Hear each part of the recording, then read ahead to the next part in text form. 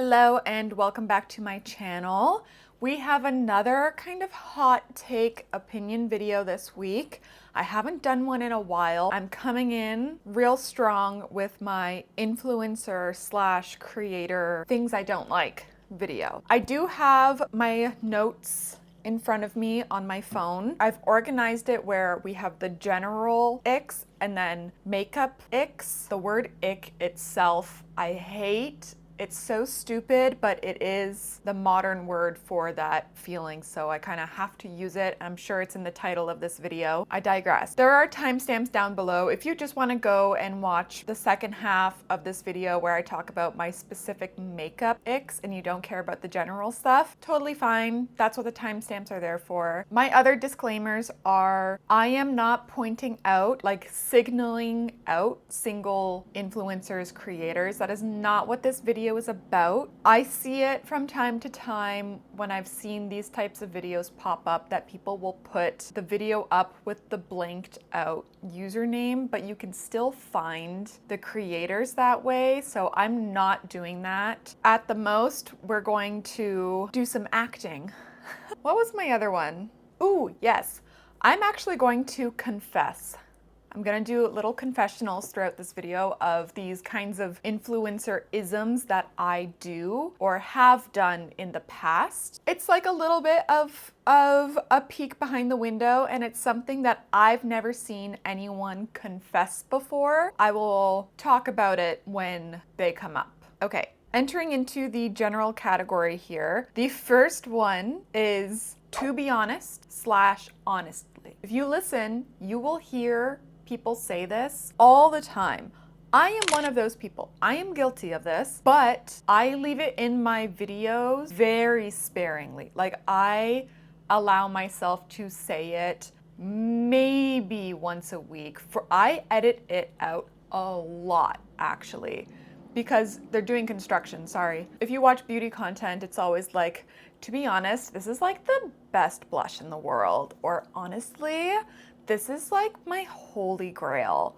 Those are like, the earworm of honestly has lost the meaning of the definition of honest.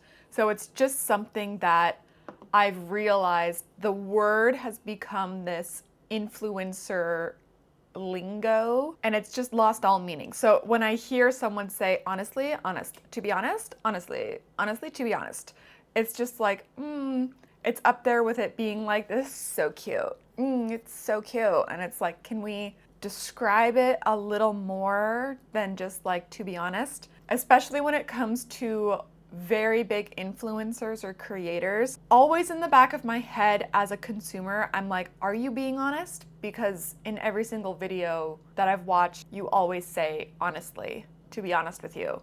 I can't help but think my like business analytical part of my brain is always just like, are you being honest? Or are you pretending to be honest and using the word honest wrong? But honest, I've said it so much now, has lost all meaning in this video. I hope I explained that one well, and keep your ear open for it. And you know what? Call me out on it if I've accidentally left it in a video multiple times, or if I'm overusing it. Please feel free to be like, Claire, get it together, stop it. Okay, the next one might be controversial, I don't know, is I tried blank so you don't have to.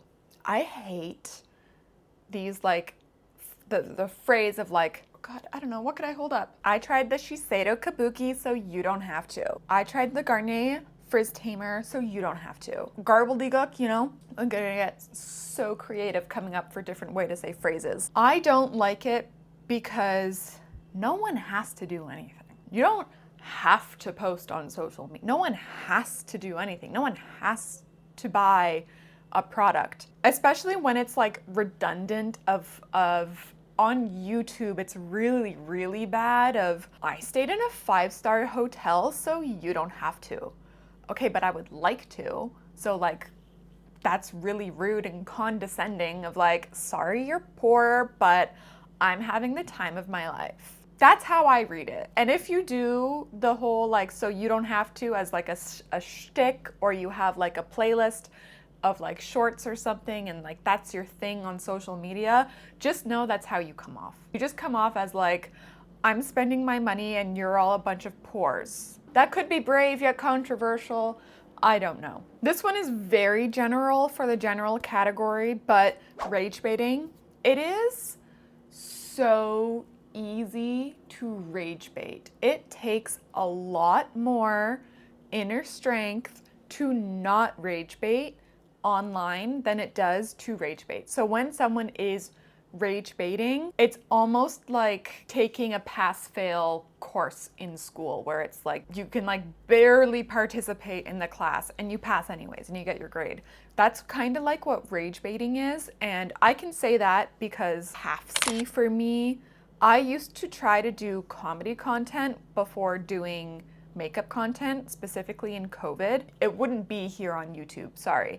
That would be like very TikTok only. I had a few viral like comedy moments and stuff. So easy to rage bait that it's almost lazy to me to do that. And there are a lot of rage bait creators, both in beauty and in general. So I just see them as definitely like a grifter because it is so easy to do the rage baiting. It's fine to acknowledge it, but like don't constantly post about rage baiting, like replying to the comments or participate, like making the rage bait content, you know? That's I don't think that that is a very controversial take. This next one I'm going to talk about very quickly because this could be its own little video that is not for me to make in any way. The black scent. You can be watching an influencer in the middle of Nebraska and they're speaking with the black scent, which is the black scent and slang, like especially like 2S LGBTQ plus slang, they go hand in hand. The slang of LGBTQ plus is like taken from the black community and like trans women and stuff. They always start it first and then it gets taken and then it snowballs and it like becomes its own little monster. And then you have some random person in the middle of nowhere practically speaking like it, especially if it's someone who looks like me, using AAVE. Don't like it. And I will not be acting this out. Like most things in North America, there's a long racist history there, that there are plenty of videos on YouTube that you can educate yourself why this AAVE exists. Okay, this next one is, it kind of goes hand in hand with the rage baiting, but it is a specifically different zone, I find, and it is purposely withholding basic information to force a comment section. And the example I have is eating a food in your car and you're just like, I've been having the best time here and it's just been, the people have been so nice and blah, blah, blah, blah, blah, blah, blah, blah. People are going to be forced to ask, you know, what's up with the sandwich? What's up? Why are you holding a brush as you're talking? It's a way to like farm comments and it can be done well. I don't mind like a direct call out of like, let me know your thoughts and opinions. I do it all the time. A lot of smaller creators do that. I don't like it when it's obvious. And when it's obvious, it again goes hand in hand with the rage baiting. And the worst part is it works. It always works. There's always someone who's like, what's the sandwich? What's with the brush? Why are you doing that? And then they get like a million comments of that and it goes viral. But I don't like it. Again, I find that it's like lazy. Okay, this one is anyone who is a small creator, you're catching a stray. You're on this list too. I really don't like it when small creators put PR friendly in their bios or description boxes. And then it's like their preferred contact. I don't like that because to me, in my business brain, to me that means that you're giving biased reviews and you just want to be sent product for the sake of being sent product and you're not actually taking into consideration what the product is, what the brand is, down for whatever basically is what it comes off as to me, because a brand will reach out to you. It doesn't matter. Like they will find you if your email is just in your bio like that. But just to me, when you say PR friendly in your bio section, to me it just comes off as you're going to lie if you get it in PR. Sorry. That's how I read it. And I'm sure there's a lot of people watching this video and that's how they also read it. Yeah, I think Coco Rocha is the person who I saw who said that.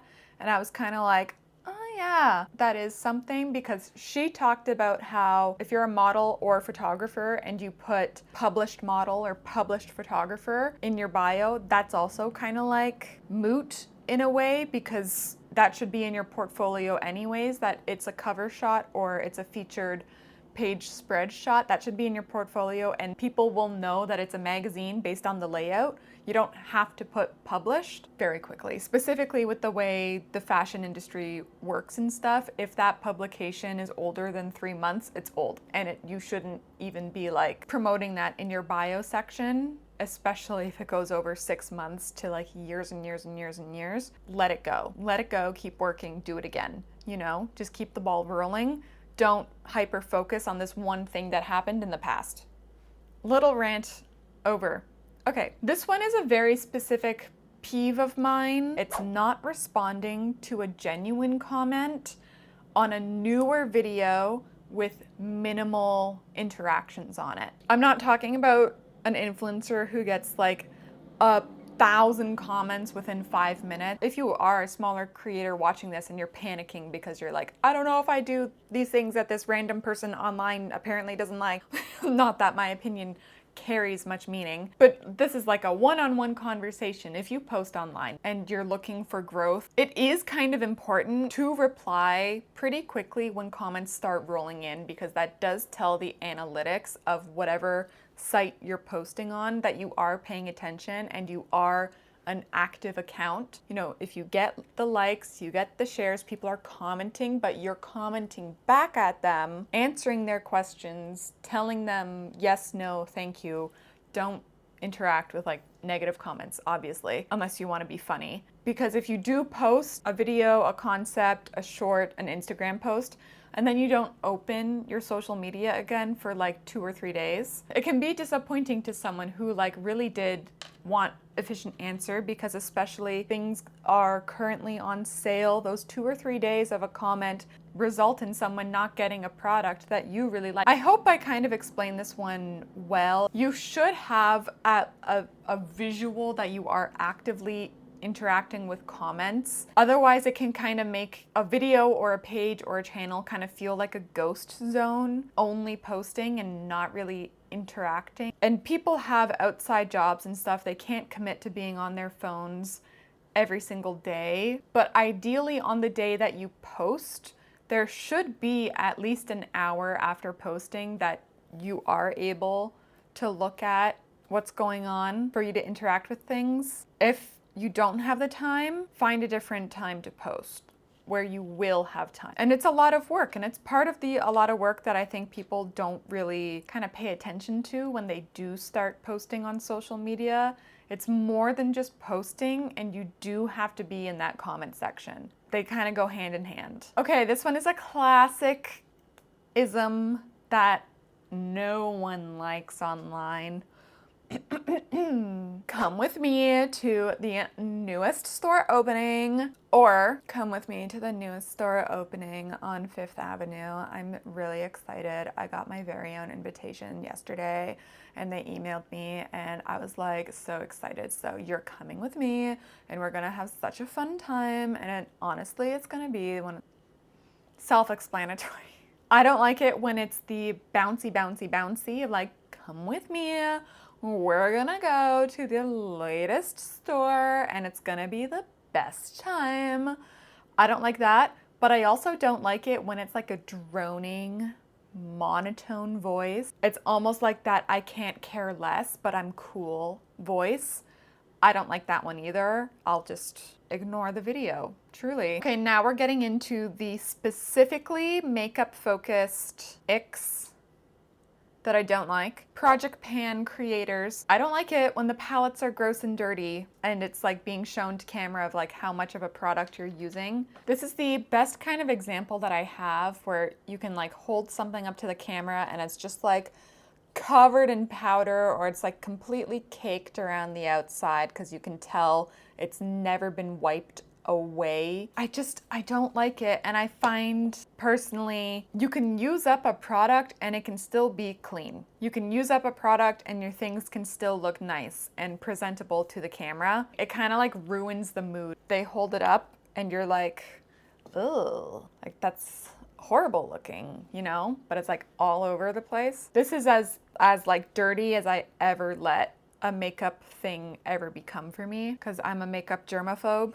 Next for makeup focused is heavy filters, kind of self-explanatory as well, something that everyone doesn't like. Anything that's like face changing, of like slimming the face, making your eyes bigger, adding lashes or permanent blush or freckles or anything like that. Oh, recycling is here. I love a filter if it adds to the vibe. Like there's a lot of people who will use filters, but their content is just to like vibe out. But once that turns into tutorials, reviews, talking to the camera, the filters have to end. And this is another one that I am guilty of. I used to do in like 2020, when I first started like my TikTok, if you were to go all the way back, you will find that I have filters on my videos, but it was very like vibey content of like trying to be cool, and it never worked, it never went viral. But once I started to kind of talk to the camera and show how to do things, it was like, okay, well, I have to show how it actually applies to the face, the texture it actually has, things like that. So I completely reduced filters. There is still technically, like if you go in my description box, you will see all of my equipment. I do technically have a filter on my camera, a physical filter, not one that affects my face or anything. It's just for sparkles. See how there's like the lines in the shine back?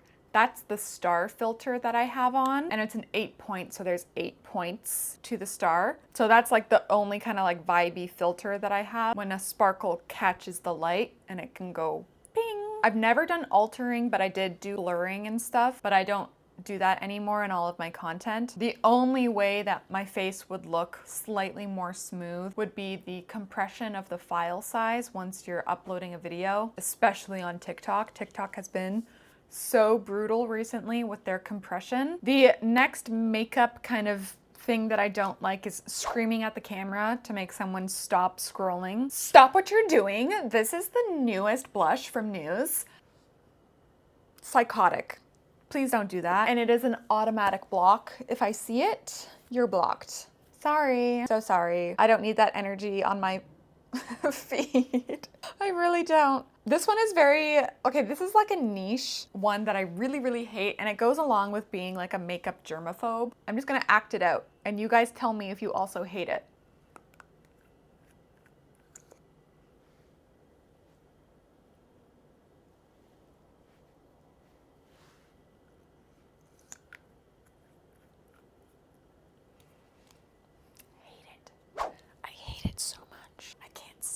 Almost up there with screaming at the camera of if I see it, I'm automatically blocking you, because people are doing it in their cars where it's like you've been out in public all day and now you've touched this makeup product and you've put it in your mouth and you've just put the entire public in your mouth. Please stop doing this. I hate it so much, and I will scroll, or depending on how the video goes, I will block you. Because again, I don't need my For You page or following list to show me this content. I don't need it in my life. It is too distressing to me.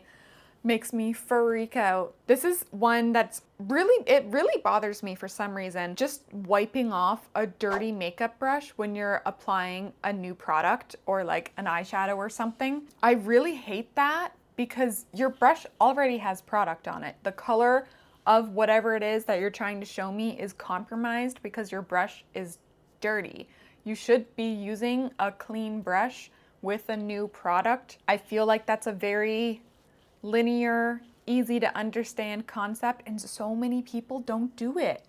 It's amazing. So many people will just like take the brush and then they just, you know, you brush it off to the side and it's like, that's clean, and you can still see there's like brown or whatever, reddish brown in it, and it's picking up a new, I don't. That's me being picky though. It's just something I really don't like, but it happens so much in makeup. Oh yes, this is a good one. I don't know if I'll have a really good example. It's like having a palette and your makeup is already done and you want to like show off the color palette of it, and it's just like a slow burn, right?